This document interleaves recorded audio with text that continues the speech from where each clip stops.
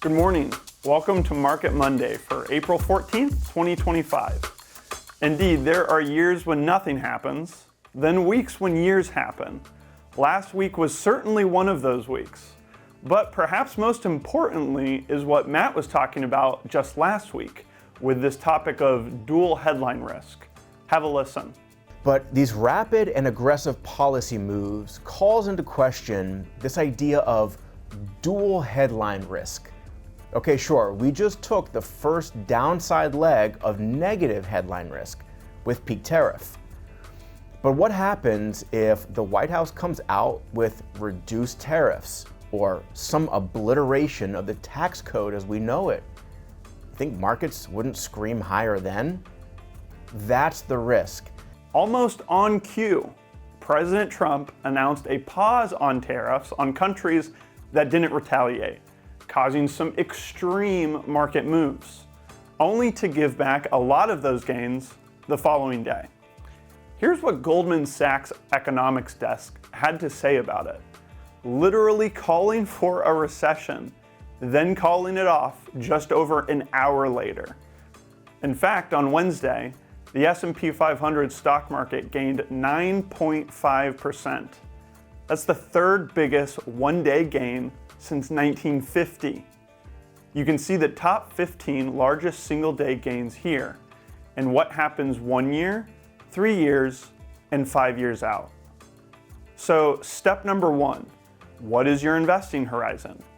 Is it at least 1 year, 3 years or more? But here's the challenge.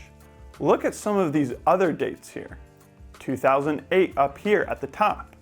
The market didn't bottom for another 5 months. More 2008 down here. COVID. So clearly we're experiencing a lot of very strong up days amid some very strong down days. That's the biggest reason we would exercise caution in making any major moves during these episodes. There's just way too much noise. And to echo what Matt said last week, missing the strongest up days is detrimental to long-term returns. Yet still, it may be tempting to just want to bail out and seek some relief in cash until the coast is clear. The only problem?